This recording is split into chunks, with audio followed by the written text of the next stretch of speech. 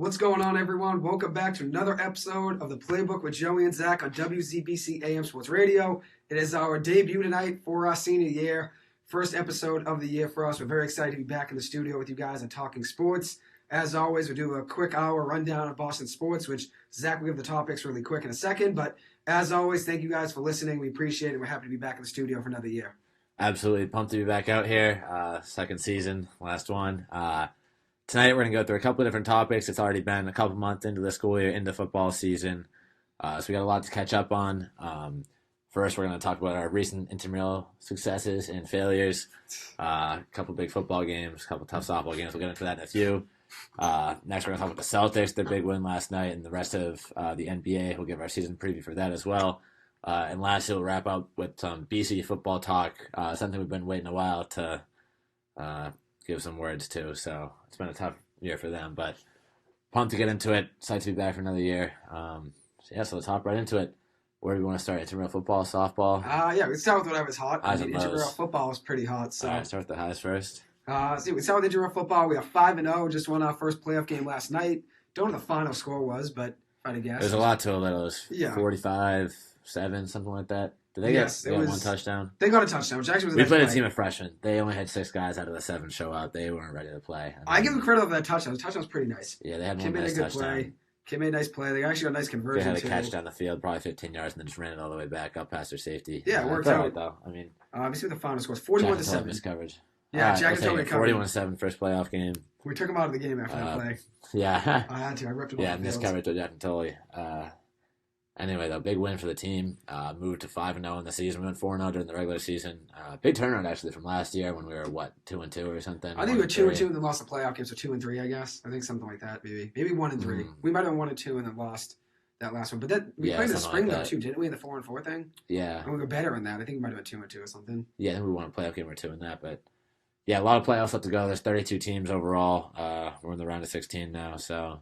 Yeah, we looked good last night, though. What I liked about last night's game... I mean, it was a pretty easy defense we were going up against, yeah. It was easy. Everyone touched the ball. Everyone made plays. Everyone touched the ball. Dan had a great interception. Jack Flaherty, interception, and a 2-point conversion pass, or a 1-point conversion pass, I guess you want to call it, but 2-point. In our league, there's a 1-point, 2-point, and 3-point conversion. At the end of the day, in real football, I mean, it's just a 2-point conversion. So I'm going to consider a 2-point conversion pass, even though I guess it counts for 1 point.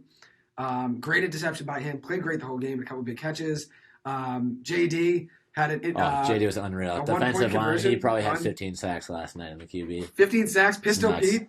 Pete again came in. Ball off. Yeah, Pistol Pete came back out of retirement last night. Put his first intramural game 4 pass in ages. breakups. Legit. 4 pass breakups. He had that one easy interception, but the play was there. The IQ was not. He just slammed the ball into the ground. It was a little softball that came to him. Batted the ball down for no reason. But hey, I mean, he made a great play on it. Why not? That was fine. It was the end of the game anyway. Will played great at quarterback and probably two or three touchdown passes to Ryan Byrne had one. Totally had a touchdown catch from him, I'm pretty sure, right? Yeah. I even caught a touchdown pass from him, which was nice. I caught 2 from him, You got actually. me a touchdown pass. I did give you one. QB, yeah. I did give you one. It was nice. It was fourth quarter, or second half. Second half. Probably early second half. We had a few minutes left in the game. I went in for one play at quarterback. I was going to give Will a ball because me and Will have never connected on a touchdown from me to him. So I was like, oh, maybe I'll give it to Will. But they ended up playing great defense. They had 2 guys in coverage on them. They only have 6 guys, so there's only 4 guys in coverage. We're going 6 on 5. 6 in the second half to make it fair. Looked around. The defensive line was coming in. JD was the only blocker I had. They were coming. Look around, see Cruz in the corner of the end zone, threw a rocket. Probably my hottest pass I've thrown this year. Even with us just messing around in the yard. That was a BB. He made a great catch. That was a nice play. And it was a nice toss. Got us a touchdown, and then don't know what we did in the conversion, but it was a nice catch. I don't know what we did in the conversion there. I think we had JD go quarterbacking it or something, but something like that. Yeah, I think someone ran it in. Yeah, can't remember what happened. It was good though. We had a lot of guys got touches. Yeah, it was a good play. As I said, so Ryan Byrne had a touchdown catch. Totally had one. Cruz had Ryan one. Byrne had a nice I had a couple. We honestly could have had more interceptions than we did. I had one. I think Will might have had one. Yeah, we had a lot of pass breakups. Dan had one. Peter should have had one. But I mean, everyone played great. It was great. And now we look forward to hopefully getting BK Ball back at quarterback going into next game. BK Ball has had a great season, 4-0 in the season. Tall guy just sees the whole field. Yeah, he's looked great out there, quarterback. We needed that, honestly. He needs a composure at every position. Having a kid out there that wants to lead us down the field is great. And I know me and Will, obviously, we played quarterback last year and moved the ball, but with BK, it's a little better now. We have both me and Will at wide out.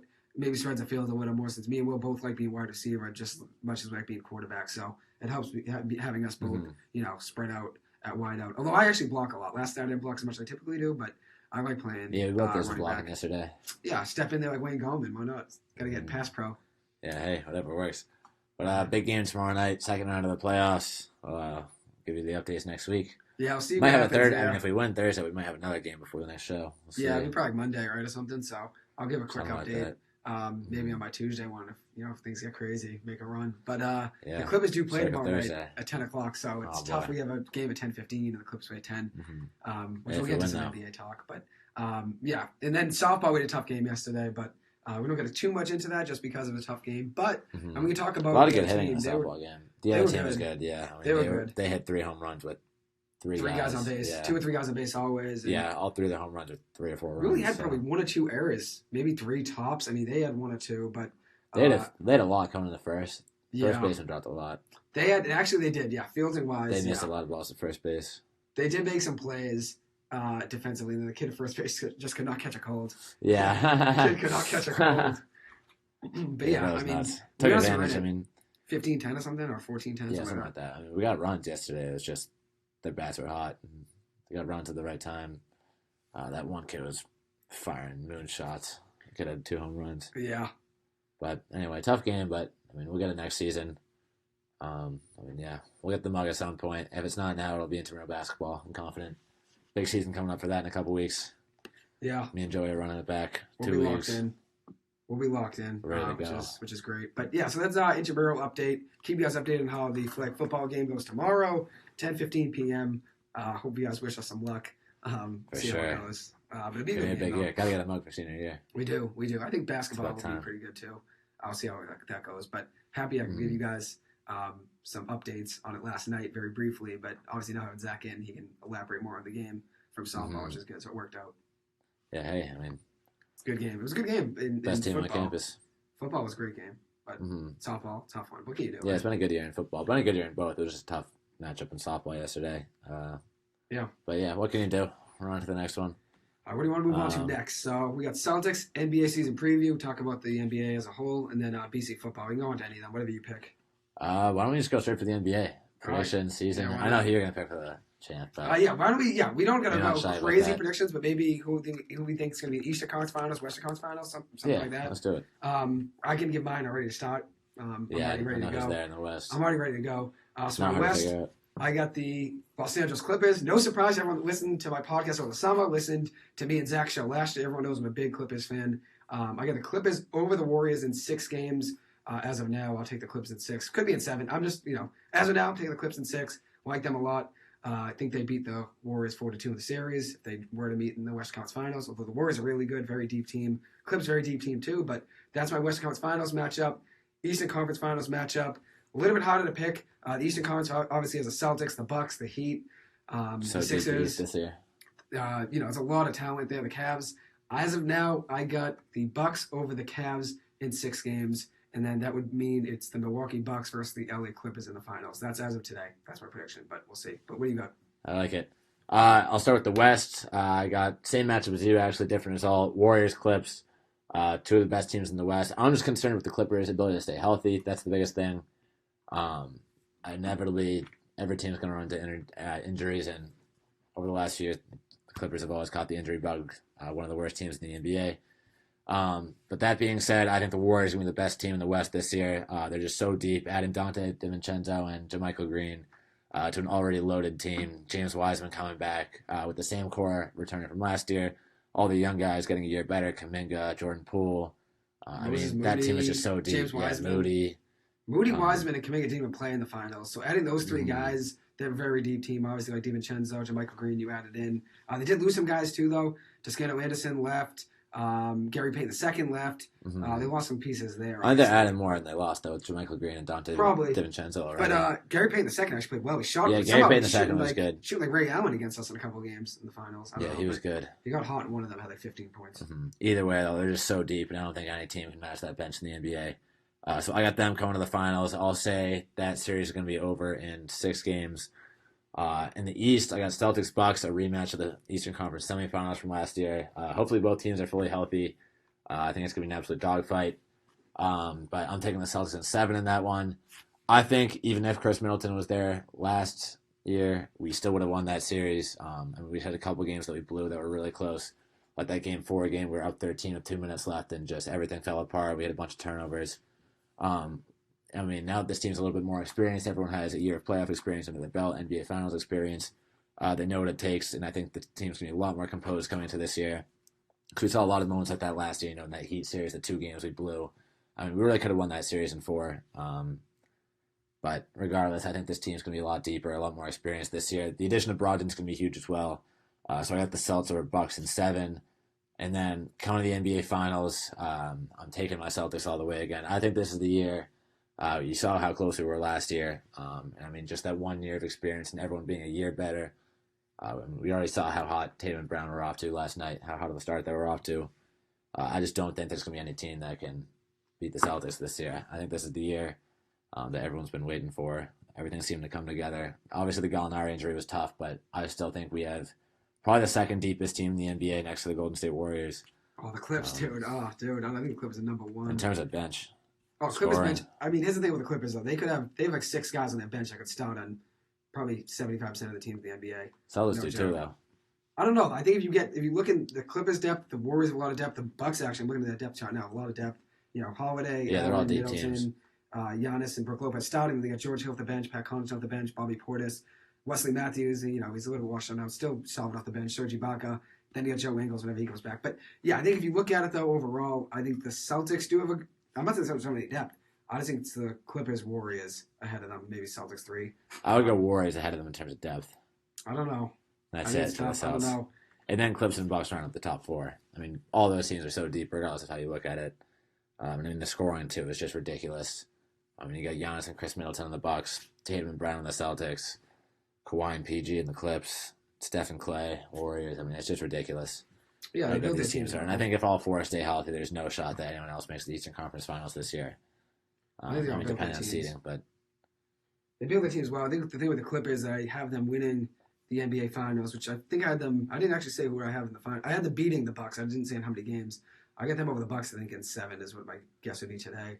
But I think if you look at the Clippers team, last year they're 42-40 with just 59 games, a combined 59 games out of Paul George, Kawhi Leonard, which he played no games, Robert Covington, and Norman Powell. 4 big pieces right there. Probably their 4 best players besides Reggie Jackson. Honestly, that's probably their 4 best players, legitimately. Reggie Jackson's probably better than Covington, but those are the 4 best players right there. Only got 59 games out of the 42-40. You got the best coach in the league, Tyronn Lue, in my opinion, and then you add in a guy like John Wall, and your bench is going to have 4 guys that could start on most NBA teams. John Wall, Norman Powell, Luke Kennard, Nick Batum even got some starts last year for them. That's 4 guys with it. Terrence Mann, he's having starting. Amir Coffey put up some points last year. This team's very deep. Marcus Morris as well, but I think he's going to be starting for them. But very deep team. So I think if you keep them healthy, like you were saying, I think they're going to make a run. As I said, I got them in 7 over the Bucks as of now. And then you got the Celtics over the Warriors in 7, was it? Yep. Got you. Yeah, finals rematch. There's our predictions right there for the Western. The thing you said, though, about those 4 guys that combined 59 games last year, those guys are all so injury prone. I just don't think the team can stay fully healthy. Covington's typically healthy. He just came over, after getting traded or whatever, and had some injuries. But Norman Powell actually was banged up when they traded for him, which they knew that coming in. He was still had some injuries. Obviously, Paul George had his injuries in the season. Paul George came and back a Kawhi times. been tough the last couple of Kawhi years. was out the whole season, which was tough. But Covington played very well when he was out there. Had a 41-point game against the Bucks at one point when he hit like 11 threes or something. That was nuts. But they have a very good team. And I think the one thing about the Clippers that might be their weak point is just center, since they really only have Zubats. And after that, Covington will have to step in, and Batum. And they had, a guy in the draft, Diabate out of Michigan. But he might just start in the G League. So they really only have one legitimate center. But he's not ready for the NBA yet. At the end of the day, you can go small ball. They went that a lot last year with... Yeah, it works for the Warriors perfectly fine. They have Looney in the finals last year, and then when he wasn't in, I don't think they even played anyone else, did they? Draymond, really. Yeah, it was Draymond running the 5, which, kind of works. You don't really have anyone like him, I guess, in the Clips, but probably throw... Oh, they got all dogs. I don't know if I can say... Draymond's, I guess, a dog, but he's kind of, nuts, too. But yeah, I'm not a Draymond guy. Not a fan either. I'd like him on my team just defensively, but with everything that comes with it, it's a lot. It's hard. When Looney was out, it was Draymond really for the most part running the center position. So he can run it though. He puts up numbers out there, rebounds, blocks. Otto Porter even played a little small ball, like power forward, which is nuts. Otto Porter turned into Scottie Pippen in that final series He's last year. We didn't talk anymore. about that. They did lose him, yeah. So yeah, they lost some pieces though. Peyton, Porter, obviously they did add in. Now you added Kuminga, Moody, and Wiseman. Three guys that didn't play really in the finals at all. Obviously Wiseman was out the whole year, but Wiggins played like prime MJ in the finals last year. That Wiggins was nuts. locked in. He was out playing everyone except probably just Steph and Jaylen Brown. Even then, he was still out playing. He was great. Probably everyone else. Yeah, he's probably the number 3 guy in the series. Yeah, he was great. He was locked in. I give him credit though. I mean, he came up big in a moment when everyone said Wiggins' problem a lot of times is consistency, and you always know he could score, but he wasn't only just scoring; he was playing lockdown defense and then also getting rebounds. He looked like Dennis Rodman. He was doing everything. He was shooting. He was driving. I mean, defense was elite.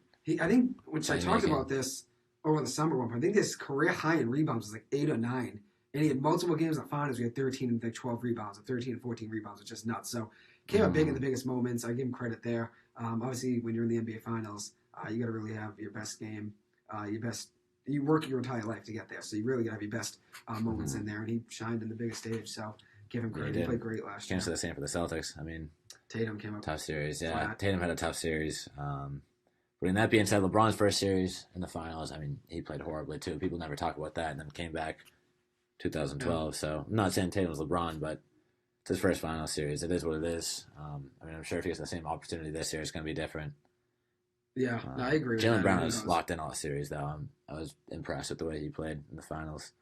He played well. The consistent, too. He's the only consistent player. He did have his turnover issues, but Tatum's issues turning the ball off was worse than Jaylen's. Tatum would every play touch the ball. Jaylen was dribbling off his knee, though, like he always does and all that, and losing his handles, which he's has to work on, obviously. And hopefully he did that in the offseason. I mean, makes a difference. Yeah, his handles seemed a bit better last night. I mean, it seemed a little bit more crisp. But, yeah, that Eastern Conference Final Series against the Heat, I swear, I think there was one game Brown had 6 or 7 turnovers, and the Heat had like 5 themselves. Yeah. So he was single-handedly had more turnovers than the Heat, which is nuts. Yeah. Can't let that happen. But I'm sure I'm sure he's known that, and I'm sure he's been working on it. So it's not really fear of mine this year yet. I mean, obviously we'll see how that happens as the year progresses. But so far I'm feeling really good with the Celtics team. I think we're deep enough. If we can stay healthy, Rob Williams can stay healthy. I'm not too concerned with the big man rotation. I actually like the signing of Noah Vonleh as well. I mean, hopefully he'll be a third-string big man once Rob Williams comes back. Blake Griffin, I thought was a little bit odd adding him. I don't really think he's going to get many minutes. I think he's a little bit washed at this point. Well, we probably need 8 to 10 out of a night. He only got 8 last night. Maybe 10 to 12. You don't really need much. It's more just for Horford and Williams to rest a little bit. Yeah, I don't mind that, actually. I bet Vonleh will probably play ahead of him, though. 5 boards and 8 minutes is pretty good. Yeah, that's all we need. We don't need scoring out there, so just defense and boards. Grant Williams, obviously. Yeah, I'm a big fan of Grant Williams. A little upset that we didn't give him the contract extension, but I kind of get it. He wanted somewhere in the $15 million plus range, and the Celtics only wanted to give him 11 or 12 a year for a 4-year deal. So I understand it didn't work out. I'm just worried about him continuing developing this year, and then him going out and getting the $20 million contract next year for the New York Knicks or something like that. He'll probably get more. He'd probably get more money elsewhere if he wanted it. Today's NBA, I mean, everyone's making $15 million. Seems like any young player that's pretty good is making so much money. Jordan Poole, you saw the other day, 4 years, $35 million a year. Yeah, everyone's making 25 plus, so I think he'll probably get 20 somewhere. Even though at the end of the day, I don't know if he's worth. Yeah, something like the Knicks or the Kings are going to shell that out because it's the only guy they're going to get. So he's a great player, great role player, great piece to have in the team. It's just he's not worth that kind of money. So at the end of the day, if that's what he wanted, if he wanted 15 plus and we didn't give it to him, fine with it. Yeah, obviously we'll see how that works out. But played well last night, 5-5 from the floor, 3 of 3 from 3 with 15 points, a rebound, and assist. He only had 1 rebound. Hopefully we get more out of him. So a couple games against the Heat where he was great in the boards, maybe like 7 or 8. He's not going to get you like 15 consistently a night, but his shooting too. It was elite towards the end of the playoffs last year. Yeah, Bucks game 7, he had the 7 threes. Shot very well. Yeah, he shot really well in the playoffs. He became a pretty good 3-and-D guy actually for us, and good big man too, good defender. Always on the floor too, always hustling. Yeah, he played well. I think that obviously helps the Celtics team having a guy off the bench like that. But yeah, I think big time energy guy too. I think that depth does make a big difference in NBA teams. So I guess him being on the bench definitely makes a difference. In the NBA today, you have to have 11 to 12 guys you can put out there on a nightly basis that you have trust in. All the guys in the roster you have to have trust in. Especially in today's day, a lot of injuries and stuff, you have to be able to go to your depth a lot of the time. So having a guy like Grant Williams come off the bench, maybe shake it up a little and give you some steals and rebounds, it makes a difference. Yeah, having him is absolutely huge. All the reasons just mentioned. Just being an injury backup and just having him during the games too, giving guys rest. I mean, he's probably going to get 25 minutes a night this season. his role just keeps growing and growing. So I'm excited to see where that goes this year for sure. I know last year we did a breakout player, which both of us were off. We both had Romeo Langford, which I think Romeo Langford has a talent, just could never stay healthy. And yeah, he's got the athleticism and the talent. Yeah, it's just he didn't really fit with the team. And, I mean, he just didn't develop as well as people thought he was going to within the system. I think in the Spurs, though, he's going to be a solid piece. Definitely. I mean, he'll have more chances to play, obviously, than anyone on the Celtics team. But there's no really guy in the Celtics right now that you could say, oh, this guy's my breakout player, honestly. Like, I don't really know. But yeah, maybe everyone's kind of broken out already that you could say could be a breakout player like Grant Williams. Grant Williams is about it that listed there. My pick, though, is going to be Sam Hauser for this year. I think he's going to work his way into the rotation as a spot-up shooter. I mean, you saw the way he looked in preseason. He was elite shooting. I think he shot like 60% or something like that in the preseason. And that's the kind of player the Celtics need right now, a Duncan Robinson type guy. They can just catch the ball and fire it. So I'd be excited to see, how he shoots during the regular season, keep giving him more touches, get him in the game. I don't expect him to be playing much at all the first couple months of the year. Just kind of let him work in the garbage time rotations. And if he stays hot, then start throwing him in game. I don't think he's quite ready yet to play, in big-time minutes. But I think he's going to keep developing. Hopefully by the end of the season, he can be a solid 5 to 10 minute game guy. That's maybe putting up 4 or 5 points a night on solid 3-point shooting. That's really all we need out of a guy like him, since the team's already so deep. Just having a shooter that can come in for a little bit and space the floor out a little bit would be huge. Because pretty much everyone on the team already can shoot the 3 ball, so it's not really a huge concern of mine, but it'd be nice to have a lockdown shooter like him. Definitely, yeah, it makes a difference. I mean, there's no really one else the Celtics could say is a breakout. I do think in a couple years, J.D. Davidson obviously has turnover issues. Celtics second-round pick out of Alabama this year. Does have his turnover issues, but I do like the way he plays. Does have great court vision, just, will turn the ball over trying to force a pass. Has good handles, too. I mean, probably get better in the G League. I think he's going to start out there anyways. But he's got to maybe look out for the next couple of years. So hopefully that works out. Mm-hmm. Yeah, definitely. I mean, he's still young. What is he, 19? Mm-hmm. So he's got plenty of time to develop. I think he's going to be a great piece in the future as well. I like Jelon Begaron, my boy from France. Oh, yeah. Big boy. He's a beast. He played in the the Summer League this year and played very well. It was a big shot to the Celtics in the Summer League. I was watching a lot of those games just to see how he was playing, and he looked great. He's still playing over in France for Paris, but hopefully he makes his way over to the Celtics the next year, which I think he's a gem. I actually drilled that draft pick, and I think, if I remember right, I might have actually gotten the J.D. Davidson pick right this summer, I think. I can't remember. I definitely got one pick either right between the Celtics or the Clips. I think it was the Celtics. I think I might have got J.D. Davidson right somehow. A couple years in a row, just finding gems. That's impressive. I mean, I think a couple years from now, we could see Begarin get into the NBA, start to get some G League action, hopefully with the Celtics, maybe even as soon as next year, make the Red Claws. I like the way he looked over the summer, showed some signs of potential. There was a couple guys in that team, too. What's his name? Roger Thomas. He impressed me a little bit. Matt Ryan was decent. We let him go to the Lakers. Cabin Jaley, too. Yeah, that was solid. He's good. He's going to be a two-way player at the Celtics, which I'm excited about. Or is he a full-time, or is he two-way? Two-way. Okay, yeah, I mean, solid, energetic big man. I don't think he's really going to be getting any minutes at all, but future piece maybe at big man. So definitely can't complain about, can't complain with the way the team looked over the summer. Head coach, too, Joe Mazzulla, coming out of the Summer League. How do you feel about that? Yeah, I think the interesting thing about him is he was with the Celtics staff since 2019. So he was there in the Brad Stevens era. Obviously, 1 year with Ime Udoka, who I think is done as a Celtics coach. He's not coming back, no way. Yeah, I think he's done. And now you've got him now as the head coach for the Celtics. I think that helps, though. He's been in the system now for 3 years. Mm-hmm. Did a little all the guys know him now. Did a little Summer League time. Exactly. The team knows him. They've been around him now for 3 or 4 years, and that's important. So I think he's going to help the Celtics. I don't think they're going to skip a beat coaching-wise. I think Ime Udoka is a great coach, but I think a lot of the time you look at it, he was already in the Celtics system. He knows what the Celtics system was like last year, even with Brad Stevens as well. So he obviously knows what the Celtics are playing for. Obviously knows they want to go to the NBA Finals, and he already has the whole system ahead of him in place. And also has Brad Stevens to help him along the way. So I think it's not going to be really a drop-off, truly, as much as some people make it seem. But no, I agree. I don't think it's going to be drastic shit like we saw last year with Udoka coming in. We started out and losing a bunch of games. We were 11th place in the East in January. I don't think we're going to see those same kind of growing pains with the new coach. Same reason that you mentioned. He's been around the team for a while. He knows all the guys. All the guys trust him.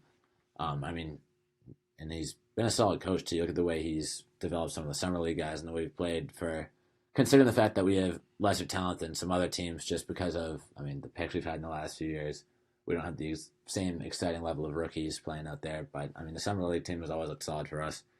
And people always rave about him as a coach. There's a couple concerns about him. I think he's 34 years old, about him being not quite ready to be an NBA head coach yet. Very young. But I mean, you throw him out there, he's going to start to figure it out real soon. I mean, if he's done at the G League level and the Summer League level, he can figure it out at the NBA level. Obviously, it's a little bit more difficult, but same thing, same guys that he's been working with over the last couple of years. So, I mean, I have faith in him as the future of the Celtics coach. Yeah, I don't disagree with that. I don't think it's going to cause any issues, or not as much as a lot of people seem to think. I mean, he's already 1-0, so he started out hot already. Making one win, big first win first last is night. big. That was first awesome. one's important. Our Celtics played very well. In the game, James Harden played very well. 35 points at 22 at half. Yeah, Harden had a sneaky 25. Yeah, he did. Obviously had some tough plays, too. He mixed Tatum once and then Marcus Smart and then missed both of those shots. You got to drill those. If you hit the shimmy, too, before that shot, you got to make it. He stared him down. I think they're going to be a good team, though. Sixers are really solid. Yeah, Sixers have a good lineup. Tyrese Maxey, too. I mean, they were saying on the broadcast last night, he might be the most underrated player in the NBA. I want Celtics draft him so bad. Big Kentucky fan. I liked him a lot when he was there. And I remember my friend, I was a sports guru, Mike Hurley, and we have a group chat with his buddy E, and he's a Sixers fan. I was saying to him, hey, Tyrese Maxey, they drafted us. That's an unreal pick. I wanted the Celtics to get him, and it's looking great right now. 8 of 16 from the floor last night, 2 of 5 from 3, 21 points, 5 fouls, tough, but 1 rebound, 2 assists, 2 steals. Obviously, got to maybe quit the fouls. Plays aggressive, though. Why not? Mm-hmm. I mean, he's a great defender, great guarding the ball. I mean, he's just young, too. He's got so much energy. He's always hustling back and forth. Solid shooter, too. I mean, just got the whole offensive package, and he just keeps getting better and better. Yeah, he's that young, too. It's crazy. I mean, he's really kind of worked his way into the number 3 scorer of the Sixers real fast. I mean, and Harris at fourth is started in the league. Pretty solid. Having Tobias Harris at fourth scoring options. Yeah, they have a lot of good scoring options out there. You got PJ Tucker playing the 4 out there, too. He should be on the Clippers. He's a dog. He should be on the Clippers. Yeah, he's your kind of guy. He's the biggest, Tucker for sure. He's the biggest dog in the NBA that's not on the Clippers. They need him. He's a dog. Playing last year. Nice. That could be a backup center. I'll throw him out there. Why not? He plays hard. He shoots some threes, too. Every guy in that Clippers team can shoot threes, and he plays very hard. I actually wish PJ Tucker was on the Clippers. It would really round out all the dogs. I wish. Only thing I'm worried about looking at the Sixers team right now, though, is their depth. They really don't have many options. They have a great starting 5 to elite. But beyond that, I mean, we saw it last night. Their bench just really can't hang with the Celtics bench. I like Tybalt as well. I think he's the best player on the bench. But you got guys like Dinwiddie, House. I don't think he's a solid NBA piece. Yeah, Shake Milton's all right. He wasn't in the game last night, but DeAnthony Melton was there. Didn't really do anything outstanding or anything noteworthy. Ooh, that's a good pickup. Yeah, they got Harrell as well as a backup big man. It's not bad depth. But I really think the only 2 good pieces they have in their bench are Harrell and Tybalt, looking at the roster right now. And I mean, you got Shake Milton, too, whenever he starts playing again. Paul Reed, my boy from DePaul, was a big fan of him back in the day when he played here at BC. Yeah, played at BC 3 years ago. Yeah, he was nasty. Yeah, he's a beast. I just don't. Nasty. Mm-hmm. I just think it's going to be tough for him. I mean, developing as a 6'8" big man in the NBA is just tough with that skill set and only being 6'8", 6'9". Yeah, I mean, I think if he's just a rotational guy, maybe it would help him a little bit to find his role. I don't think, you can't put him in and think he's going to start. I think having him be like a 5 to 6 minute per night guy will help him really find his role in the NBA, get up with the speed, obviously, and all that, and the physicality of the league. But, I mean, they don't got bad depth. Obviously not elite. But yeah, I think that's going to be the kryptonite of the Sixers, though. I mean, you look at all these other teams that are contending, the Celtics, Bucks, Heat, Clippers, Warriors. I mean, the Sixers team doesn't have the same level of depth, Yeah, looking at the Lakers, too. The Lakers are going to have the same issue. We were talking about this last night during the game. They just have, when their starting lineup's good, you got Russ, LeBron, AD. Who else was starting last night for them? Patrick Beverley. Yeah, Pat Bev. They had, who was the other 5th guy? Lonnie Walker started as well. Yeah, I mean, solid starting lineup. But, I mean, their depth is just not there. Who do they have? Russ played Toscano, Anderson. Yeah, Russ actually looked pretty good last night. Russ played great. He was actually the best player on that floor, probably besides LeBron. Russ played great. 19 points off 7 of 12 shooting, 4 or 5 from the free throw line, 1 of 3 from the 3-point line, 11 rebounds, and 3 assists to go along with the steal. He played very well, Russ. Wow. Yeah, he did look good last night. AD did not impress me really at all. He's soft. I mean, he had 27 points, but he doesn't play hard. Yeah. He's kind of soft a little. He did have 4 I steals. really only watched the first half, but 27 points. I watched the second half. I wasn't seeing the same AD that I used to see. They made a little bit of run in the second half of the Lakers. They scored 38 points in the fourth quarter. Actually did start coming back a little bit. They did make a little bit of a run at one point with all the backups kind of in. A couple of guys would hit some big shots. Kendrick Nunn was nasty off the bench at 13 points. Yeah, I'm a big Kendrick Nunn guy. I think that was a big pickup for them last year. Now that he's back playing, I think that's going to be huge for them. Yeah, Skinner Anderson played a little too. Didn't really do much, so no points. Did have 4 rebounds though. But I actually like the idea to put Russell Westbrook in the starting lineup. He's not a bench guy. I think Russell Westbrook has earned his right, no matter how bad he looked last year and shot I think Russell Westbrook, especially with what you traded for him, he's not off the bench. You start him. It's just like Dak Prescott. Even though Dak's going to be starting now, since Cooper Rush had a bad game. You pay Dak Prescott so much, just like the Lakers traded so much to get Russ. He's starting. Just like Dak Prescott, even if Cooper Rush is playing unreal, he's paid way too much. Yeah, you gave the bet to get him, so. Exactly. Russ is paid so much, and they traded so much to get him.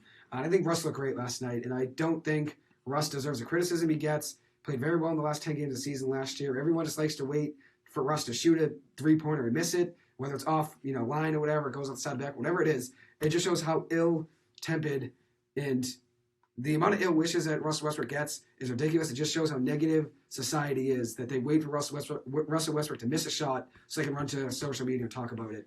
At the end of the day, he's earned his right. He's a human being. He's one of the best players, top 75 in the NBA. He was named that last year of all time. Obviously, the triple-doubles, MVP. Obviously, leads his team to the playoffs whenever he's playing on his own. I know people say he can't play with other people, but that Lakers team wasn't going anywhere last year anyways. But he's earned his right to be a starter. I honestly think the amount of negative criticism and ill wishes he gets, completely unwarranted. There's no one that plays harder than Russell Westbrook. I think at the end of the day, I hope he has a great season. Root for him to do well. And I do feel bad with all the negative criticism he gets. Just shows how poor society is. They just wish ill upon him for no reason. Just everyone wants to see him miss a shot so they can don't put it on Twitter and everything. Just people got to grow up and just let him play the game. Because no one does that. Steph misses a shot. No one does that. No, some of it's unwarranted. But I mean, you look at this Lakers team the way it's constructed, though, and it's just that's not his fault, though. I mean, yeah, but you can't have. We've seen it already. Russ and LeBron, as people were saying before the movie even happened, that these two guys can't. I mean, these two guys LeBron need to signed be the off guy on on the court. LeBron's a GM, basically. Yeah, he signed off on it. So and LeBron AD, signed it's off just, on that at the end of the day. He did. It's just not a good mix. It's not a good system for Russ to be in. And I don't think the Lakers are going to be going anywhere at the current roster they have right now. I hope they get rid of him just so he can find someone new. I think right now they're going to be a 6-7 seed, the Lakers, with the way the team's looking. So I wouldn't mind seeing a trade. I always thought the Lakers should have made that trade, whether or not they included the extra pick or not, to the Pacers, Russ, and a couple of first-round picks in the far future. I mean, they've already sold their future anyway, so the 2 picks are going to be nothing at this point anyway. First rounders if they're tanking by then, though. Yeah, they could be good picks. Top 5, maybe. It's tough. I mean, you went all out for this team already. You may as well just try to put them in the contending status, which I don't even know if this trade would, but it put them a lot closer. I think they added Buddy Hield and Miles Turner, gave them a solid starting big man next to AD, and then get some shooting in Buddy Hield, too. Miles Turner got hurt tonight. So that'd be a good starting lineup, too. Pat Bev, Buddy Hield, LeBron, AD, and Miles Turner. I mean, but depth is still too big of an issue, though, for that team, which is the issue. I just think this Lakers team shot them in the foot and going all out for a championship. I mean, you got the ring, so can't be mad about it, but they just they're screwed right now, to keep it honest. I mean, looking at the way the roster's constructed right now, the cap, they got no space. They have no picks either. They're pretty much done for. I mean, I think the best thing they could do would probably be make that move if they really want to go all out for the championship this year, because they pretty much already put all their chips in anyway, unless they want to save themselves for 2027, which, I mean, it's a long way away, but it also wouldn't be a bad idea for them to keep some of the picks, which is like what they're going to do probably anyway. So I just don't think the Lakers are going to be there this year. I really don't think they're going to be in the contending conversation at all. I mean, we saw it last night. Just the way the team plays together, I just don't think it's a roster built for a championship. They got obviously some depth, nothing crazy, but off the bench having Kendrick Nunn helps. It's kind of tough. You got Matt Ryan getting 18 minutes last night. Toscano Anderson, I like Kendrick Nunn. Kendrick Nunn, Toscano Anderson, they're solid off the bench. 2 pieces there. Yeah, I like those 2 guys. It's not bad. I mean, Matt Ryan, though, the Celtics summer league guy. I mean, playing 18 minutes. I mean, it's just tough. They just don't really have anyone to back up, guys like LeBron and AD. Miles Turner got hurt today in warm-up, stepping on the ball boys foot or something and rolled his ankle or something. So they wouldn't have any luck with him, I guess, now it looks like.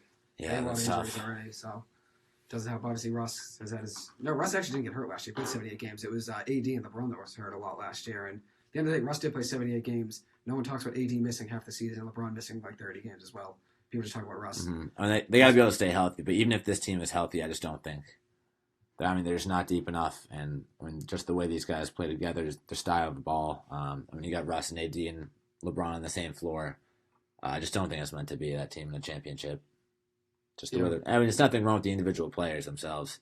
I mean, they all got the talent. Like, their overall talent in the starting lineup's really good. It's just the mix of their style of play. I mean, all those guys kind of need the ball in their hands. AD not quite as much, but still, I mean, more than most players in the league needs the ball in his hands to be effective on offense. Yeah, he's got to get a little stronger in the paint, AD. And he's got to use his body a little more than he did yesterday. He did use it actually a little at some Yeah, plays he I hasn't saw, been as but aggressive as he he used could to have gone be. some more See the rebounds last yesterday night. that I saw.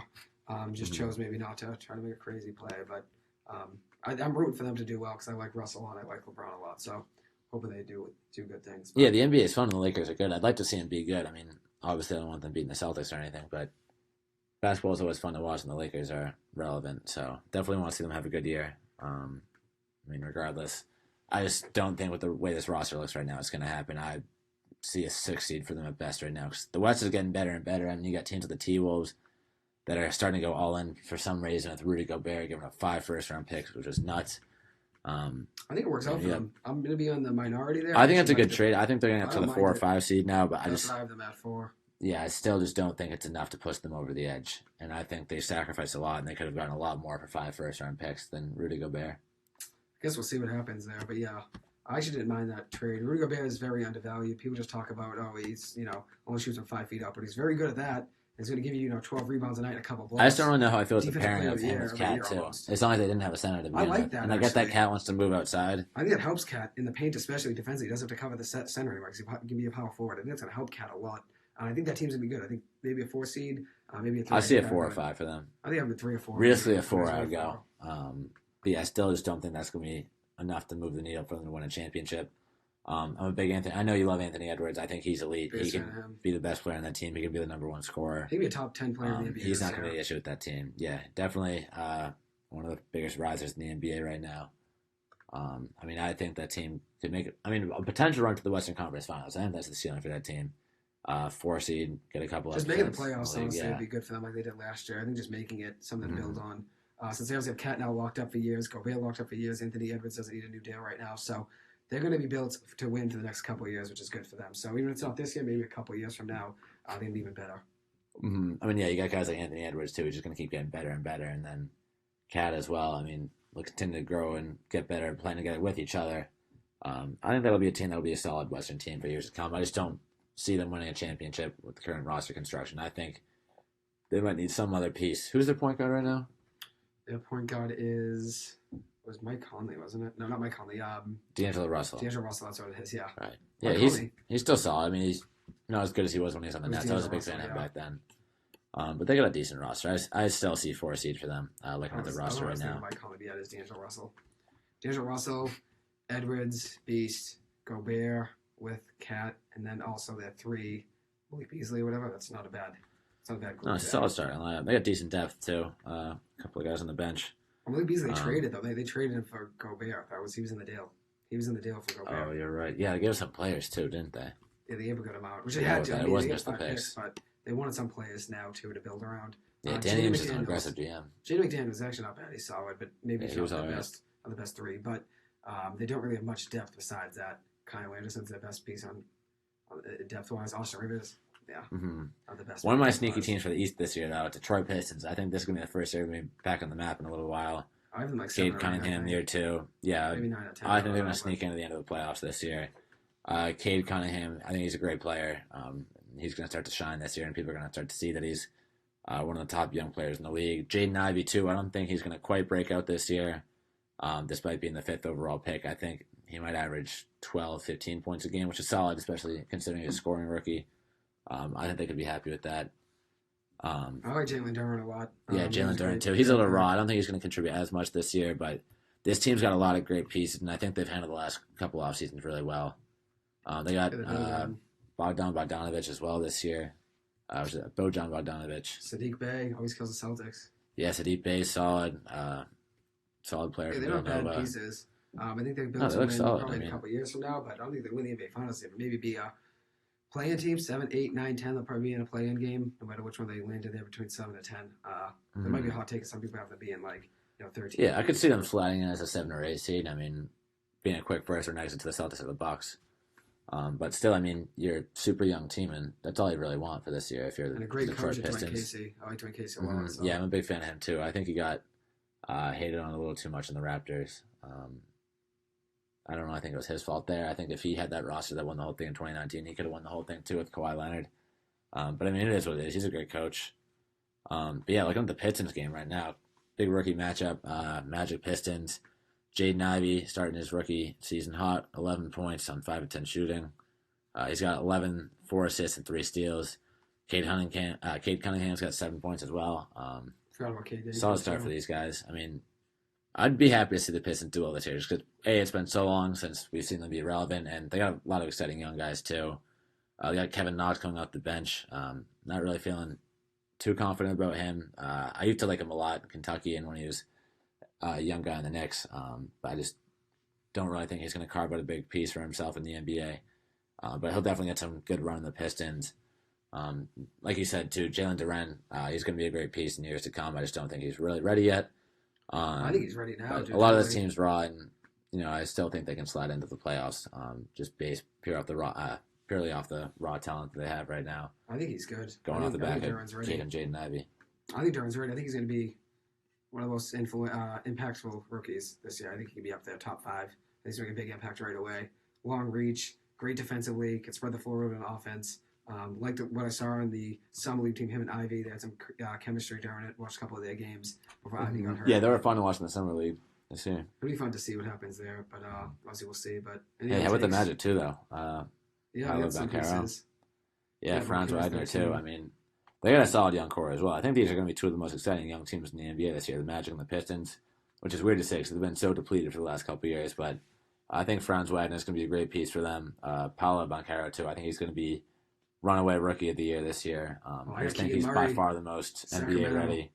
I mean, he's going to be doing a lot of heavy lifting for the Magic this year. So I think he's going to be doing it all: scoring, defense, rebounding. I mean, he's a piece the Magic really needed.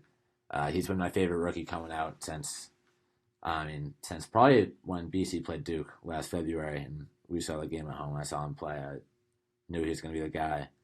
I mean, his game's just polished. He's ready to go. He's ready to contribute. I think he's going to get almost 20 points a night this year. I think he's going to have that kind of usage and workload with the Magic. Because they don't really have anyone else that's that top tier of a scorer. I mean, they got Franz Wagner, who I think is also going to average in the same range, and those will probably be the top 2 guys for me on the Magic this season. But I'm definitely excited to see that team too play, just because the exciting prospects they have in that team. I think they're going to be contenders in, maybe 5 years or something if they keep their guys and they start to develop. Speaking of some guys, speaking of rookies, so he's obviously talked about Jaden Ivey, Duren, and obviously Banchero as well. I like Keegan Murray a lot. I think he's going to be rookie of the year. I liked what I saw from the preseason, liked what I saw from the summer league, liked what I saw from him in the March Madness tournament last year as well. At 16 points in a couple preseason games this year. 2 preseason games at 16. He's out tonight for the season opener, unfortunately. But he looked great, though, in the preseason, 16 points in his first 2 games. Then obviously they got De'Aaron Fox, Domantas Sabonis, Javion Mitchell. They got Davion Mitchell. They got some solid pieces to build around there. Rashawn Holmes. I like them as like a maybe 8 seed, 9, somewhere around there. Obviously the West is pretty good, but I like them as an 8 or 9 in the West. And I think Keegan Murray will be the rookie. That's my pick for rookie of the year right there. But I like that depth. I like it. It's a good sleeper pick.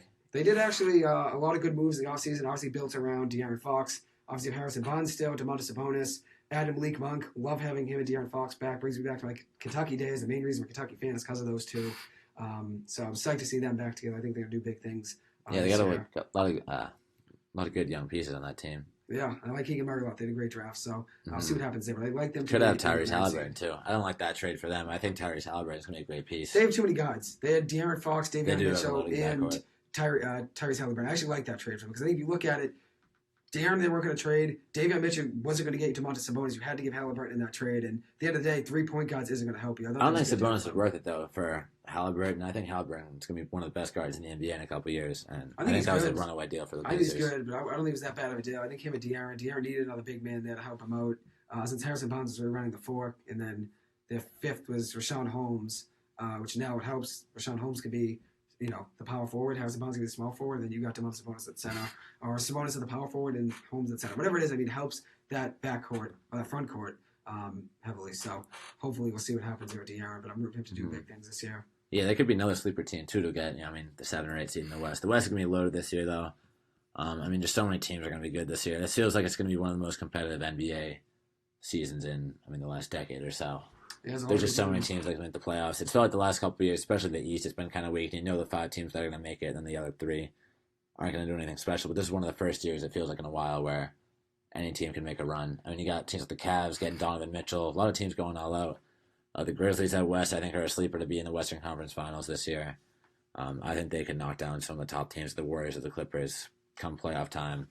I mean, they got a lot of guys that can really work you down. John Morant, Jaren Jackson, Desmond Bane started to break out last year. I mean, they got a really good team, and they all play really hard, gritty defensive team. I think they can make some waves in the playoffs.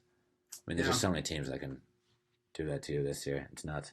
Yeah, it's whoever's playing hardest when playoffs come. Whoever's healthiest and obviously playing hardest as well. It makes a big difference. So see what happens there, but look forward to seeing which teams come on top. But I got the Clippers and the Bucks in the finals, Clips over the Bucks, and then Zach's got the Celtics over the Warriors. So yeah, finals rematch. There's two matchups right there. See what happens. But yeah, there you have it. We'll keep a note of that and keep updating it throughout the year. I mean, we'll have to update it, hopefully. It's locked in, Celtics Warriors rematch. So we'll see, I guess. We'll move on to BC football really quick. Anything else in the NBA? Or? Yeah, I think that's good. I think we covered everything that we want to get through in the NBA. BC football. Excited for the year. Tough game last Saturday, or 2 Saturdays ago now almost, against Clemson. Clemson coming in as the number 5 team in the country. 31-3 loss for BC. Honestly, they were in the game at half. Down 10-3, had an interception, got to the 15-yard line, ended up missing a field goal. Connor Linton had a bad game that day, going 1 for 3. Yeah, he had a tough game. BC couldn't even make a 40-yard. They weren't dependent on in that game. But then the kid came out at halftime, kicked the 25-yarder after Linton missed like an 18-yarder or something. Yeah, we should have sent him in the second half. 15. For the 15-yard, they had 10. That was 25 yards. Pretty good kick by the kid. Had enough legs. Yeah, right after Linton missed the one to end the half too. Probably could have went from 32 to 35 points. 35 yards. I think it was actually pretty money. But yeah, that tough game for BC. Didn't really get too much going on offense. We did get in the red zone a couple times and had an interception. Not an interception. We went for it on whatever it was, 4th down or something at one point. They missed a field goal. So it was really just tough, honestly. But we did turn it over, I'm pretty sure, if I remember right. I thought we might have went down. So yeah, we had a couple turnovers and downs, I think. And then actually, Phil didn't throw any picks. I forgot that game. He's had a tough year, though. Phil Dracovic. The O-line hasn't done anything to help him, but he's had a tough year as well. I mean, there's just blame to go around all the offense, O-line, Phil. I mean, I think the receivers and the running backs have done a decent job this year. It's just the O-line and Phil haven't came to play like they did last year. Yeah, I agree. Defense, I was actually pleasantly surprised by, though, in that Clemson game, holding them to 3 points up until the very last drive when they went down and scored a touchdown. It was just bound to happen at some point because the offense was lasting the field for about 30 seconds each drive. So, I mean, honestly, that was ridiculous, just the way the offense would come out and then blow drives. We had so many chances. We had 4 drives that were within the Clemson 35.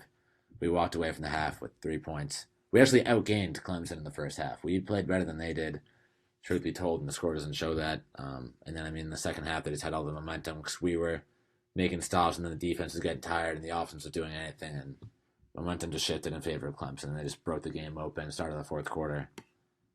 So obviously it was tough as a BC fan, but I think that game was a lot closer than people say it was. But I mean, just failing on fourth down conversions a couple times, it's just tough to win a game when you can't convert on 3rd and 4th down. So yeah, that happened ultimately. But I'm not necessarily disappointed considering we played the number 5 team, the way the defense looked. It's just with the offensive woes, it just sucks to see that happen because, I mean, we had so many exciting opportunities that first half. I really thought we were going to walk into halftime with a lead the way the defense looked out there. It's just the offense couldn't capitalize on anything.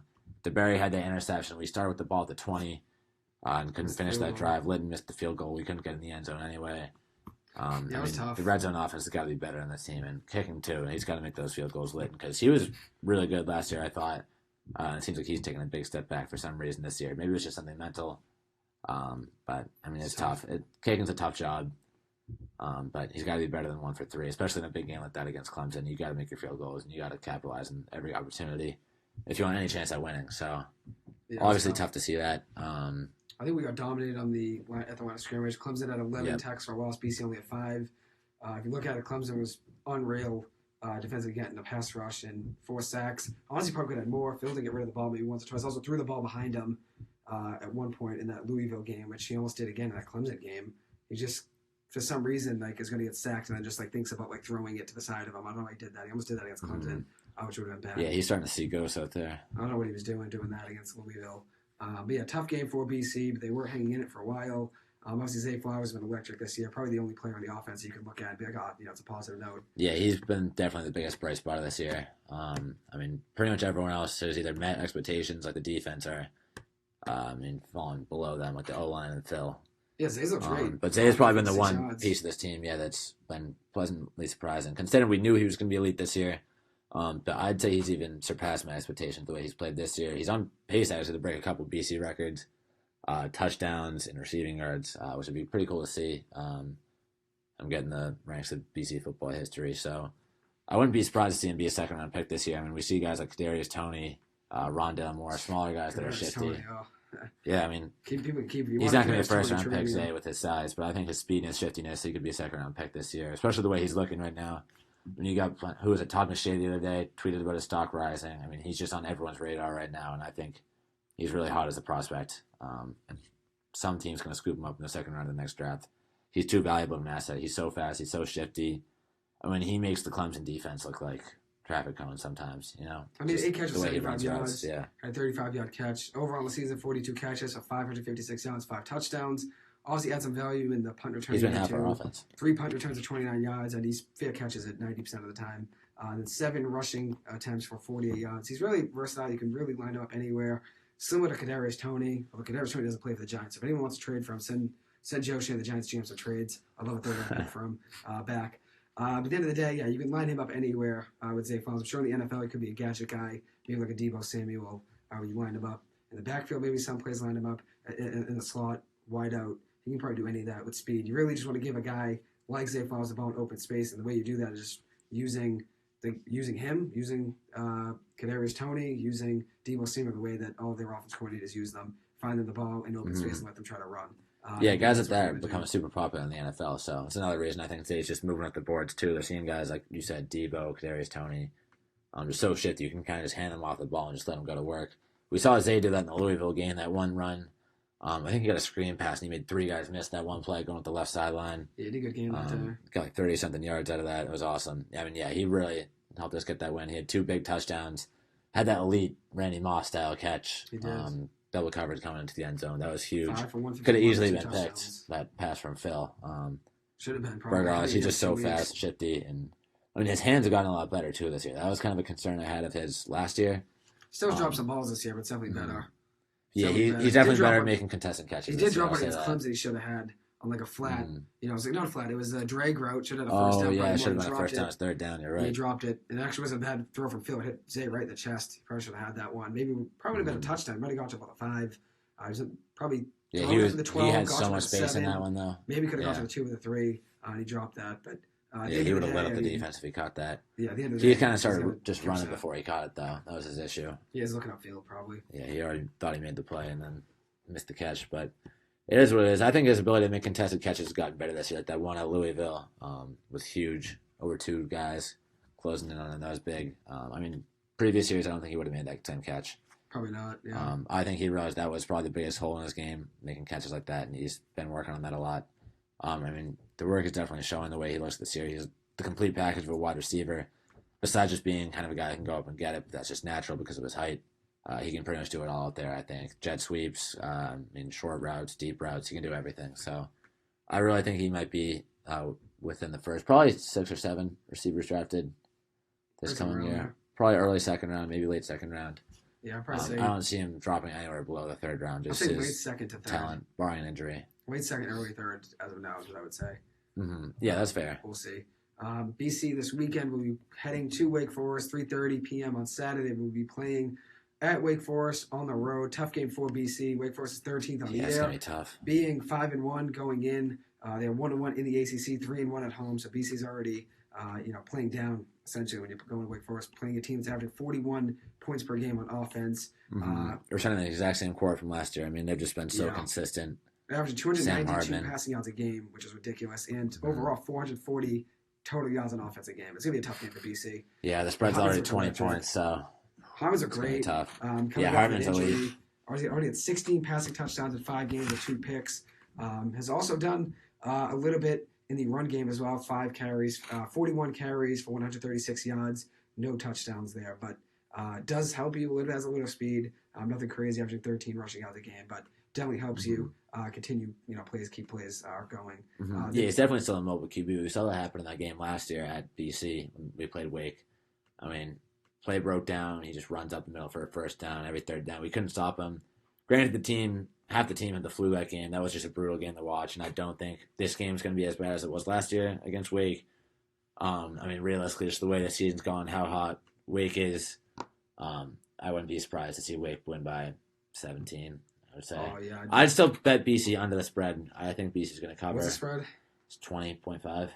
Yeah. I would say 44. I don't think we're going to lose that bad because I think 23. the Clemson game was a confidence boost, regardless of the score. I think the way we played is definitely a confidence boost, and the defense starting to look back to the way they should look.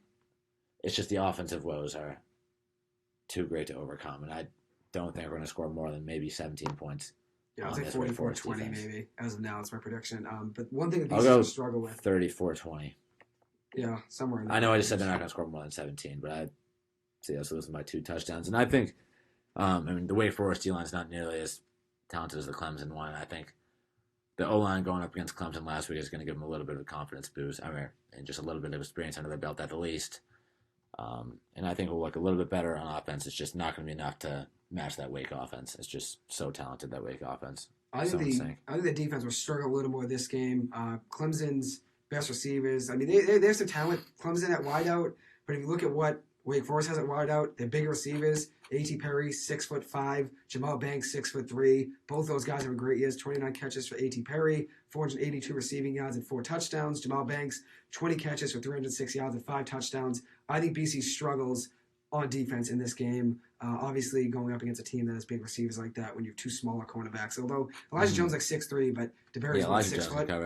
Maybe 6 foot, so it's going to be tough. I think. 6 foot. It's going to be tough for them to cover those guys. I see both those guys. Yeah, C.J. Burton's not a big guy either. He's a lockdown, though. C.J. Burton, he doesn't give an inch of room. I'm a big fan of him.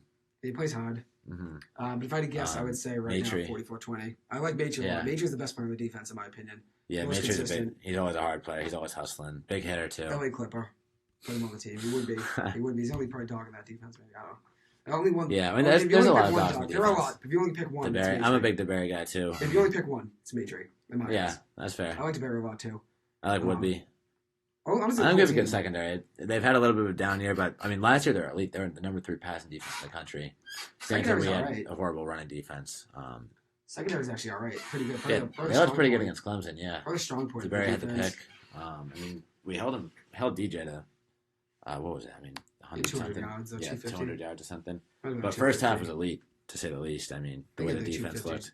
That was by far the best half they played all season. That first half. Yeah, it was 10-3. 10-3. Yeah, I mean, up till the 2-minute warning, they've given up 3 points to the number 5 team in the country, which is pretty impressive. And then 69 yards on the ground, so 289 for DJ is not bad to hold him to. It's not bad at all. Passing, 220 yards, passing yards. Yeah, but I was talking about 69 rushing yards, 280, 290. Oh, yeah. The Russian defense needs some work against mobile QBs. It always has. But it's definitely getting a little bit better. I mean, compared to what we've seen in years past. Years past have been brutal, and we can't stop. We got to save our lives. They couldn't stop me probably 2 years ago. But I mean, now it's starting to look a little bit better. I'm a big fan of Donovan Ezeraku, number 6 in the D line. I think he's getting some respect from the ACC. Yeah, he's number 1 rated pass rusher in the ACC right now from Pro Football Folks. It's pretty cool to see. I think he's a great player and one of the few bright spots in the D line right now. I mean, he's fast. He's physical. He can beat guys on the edge. So that's definitely what you want coming from the D-line, especially that's a position that's been really weak for us the last few years. So it's good to see a young guy like that. And it shows, I think, some of the good recruiting that Hafley's been doing. So there's a lot of young guys in the team right now that are looking pretty good, and I think are going to have big roles as soon as next year. I mean, we've already seen it right now. Guys like Joe Griffin, he's a beast. Receiver, Alex Broom, C.J. Burton this year. Probably Dino Tomlin gets the ball a little more. I'd like to see him. Yeah, he had a nice catch. 32 yards against Clemson. Yeah, he had a nice bobbling catch. And I mean, it was garbage time. I think it was from Evan Moore had that pass. It's a good catch. But yeah, it's still a nice catch.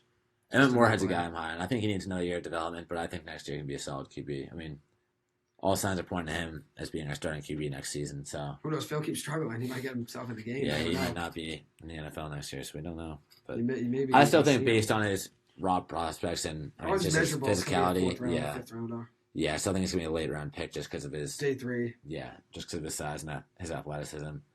But I mean, we've been saying it since last year. I mean, the year he's been having this year too, it's just gonna be tough to justify him carving a spot for himself on an NFL roster. The way he's looked this year, just his passes, His decision making, it just hasn't been there this There's year. no pocket He's taking a awareness. step back. Zero pocket awareness. I mean, granted, the O-line's been horrible, and I think that probably has something mental, some kind of adverse mental effect on him, but it's still just some of the throws he's made when he has time is just ridiculous. Zero pocket I mean, that awareness. one throw at the start of the Florida State game, I think it was like third down. He's throwing Or the the Virginia puck. Tech game. Virginia First Tech ACC so game of the year. casually. Yeah. He was seeing ghosts out there. Throwing casually, like he's throwing in the puck to, a buddy just running a route with no one in coverage. I was like, what is he doing, dude? Yeah, it's like me and you in the mods. Yeah, although we probably actually make the play on it.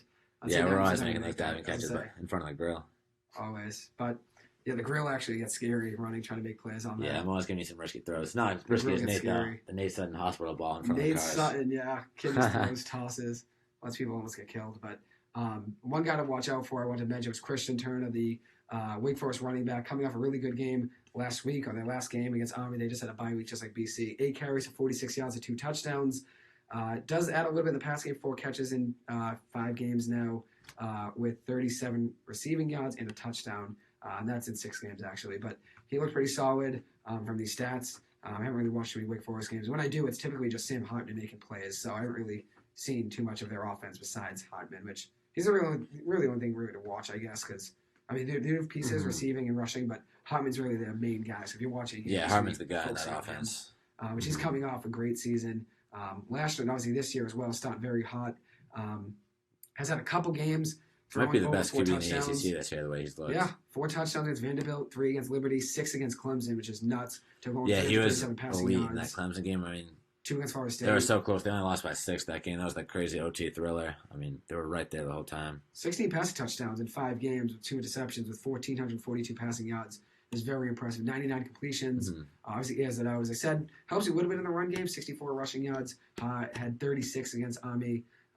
Not the most mobile quarterback. He extended play a little bit, which helps. That's all you really ask for him. But last year, he actually had 11 rushing touchdowns. So maybe he'll get back to rushing the ball a little more in the red zone. 363 rushing yards last year with 11 rushing touchdowns of 25.9 rushing yards per game. The main thing he did in his first couple of years in college football in 2018, 2019 was rushing the ball a little bit, 30.6 in 2018, 22.3 in 2019, and then obviously now only 12.8 this year. So he's gone down a little bit, but that also has to do with probably the injury, just getting back into the his passing production's gone up. I was going to say, his passing's fine. You don't even have to run the ball ever, which helps. Yeah, I honestly think, I mean, if you can keep this up and Wake keeps winning games, considering they only lost Clemson by 6 that one game, they really had it in the bag at one point at the end of regulation. Yeah, I honestly think he could be a sneaky Heisman candidate this year. Like, I don't think he's going to win it over the big names like Bryce Young and C.J. Stroud, but I think he could be in the conversation and be a finalist potentially. Kenton Hooker, my boy. Yeah, Hendon Hooker actually could be. Hooker, Hendon Hooker. Give him it. Why not? He's pretty good. I actually only saw maybe one Tennessee game heading into this week. It was earlier in the season because they were on TV a lot. Didn't really pay attention too much. And then saw him play this weekend. He looked really good. Hendon Hooker's solid. I'll take him on my team. Yeah, I would too. I mean, he's a dog. Mobile QB, can do everything you want. Projected to be a first-round pick in the NFL next year. See what happens. Yeah, I look forward to seeing how they play this week, too. When you beat a team like Great Alabama... QB class coming up. It is. Better than last year's, for sure. Yeah, definitely. Better than last year's, way more exciting. Bryce Young, C.J. Stroud. Who's the guy from Kentucky? Will Levis? Will Levis, yeah. Hooker. There's a couple other guys, too. Hooker, Stroud, Levis. That's probably the main 4 right there. There's another guy, Anthony Richardson from Florida. He'll be in the draft as well. We'll see. They play Tennessee 6-0 right now, and they play Tennessee Martin this weekend. Yeah, they play Tennessee Martin this weekend, so I'm sure Hooker's going to have another big game this weekend. But he played great against Alabama. Went off at 385 passing yards with 5 touchdowns and 1 pick. Also added 56 rushing yards on the ground. So Hendon Hooker is a player, as you could tell. And then Jalen Hyatt, 6 catches, 207 receiving yards and 5 touchdowns. Looking like he's Randy a beast, Moss. Hyatt. I'm a big fan of him. Look like Randy Moss. Yeah, I think, see what happens the rest of the way, but if Tennessee can keep this going for the rest of the year, they're going to be in the CFP if they win out. Right now? Like 3 or 4? They got a game against Georgia later this season. That's going to be tough for them, and then they got to go through the SEC championship if they get there, too. Yeah, they do got a ways to go, obviously. But they're 3 right now. The 3 seed, according to AP Top 25, which is pretty good, which is nuts. Yeah, making a run. Best season they've had in forever, so. Making a run. Just beating Bama was huge in itself. That's a win of a season already, so. Definitely. See what they can do, but. Top 6. See what happens in the Georgia game. I doubt 3 teams in the SEC are going to make the CFP this year. So I really think it's all going to come down to the game they have in November against Georgia. Because only one of those teams is making the SEC championship. So, Bama is still going to be in the SEC championship Definitely. from the West. I forget what side they're on. Regardless, Bama is on but regardless of what happens, Bama's in the East, I believe. The SEC okay, East. and the other teams are in the West. And it's going to be Bama, Tennessee, or Bama, Georgia, almost 99%, I'd say. So I think Bama's in the East.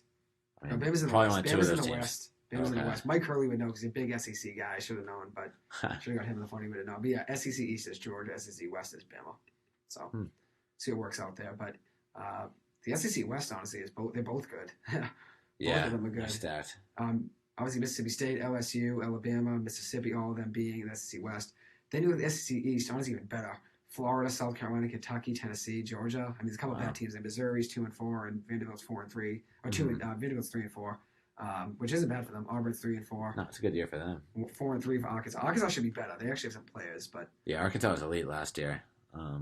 they should be better. They had someone drafted. I forget who it Rocket was. Sanders, the running back's a beast. Yeah, KJ he's Jefferson's pretty good too. Their quarterback. They should be better than last place in that part of the conference. But we'll see what happens. Obviously, Yeah, still stacked out there. I mean, it's tough to get a win at all out there. So teams are so deep. But yeah, there you have it. Thank you guys all for listening. It's great to be back out here. Season 2, week 1, the playbook. And we love it coming out here and just talking sports for an hour. So we appreciate you guys for listening. Yeah, thank you guys so much for listening. As always, we appreciate it. Happy to be back in the studio. As I said, this is our first episode back since honestly the first week of May because I did one of my own right around finals or whatever when you had something to do. The Celtics were just starting to play the Bucks. So it's been a while since we were both in the studio at the same time. So good to be back in the 6 studio. months. Thank you guys as always for listening. We do appreciate it. Hopefully you guys are back with us next Wednesday night from 8 to 9 p.m. on WZBC AM Sports Radio. We'll update you guys on how the Celtics have been playing over the last week, what BC football did this weekend, intramural football, how that goes tomorrow. Maybe talk some baseball too. There's a lot to talk about, obviously, in sports. We'll keep you guys posted. But thank you guys so much, as always, for listening. We appreciate it. Hope you guys have a good one. Thank you guys. Have a good week.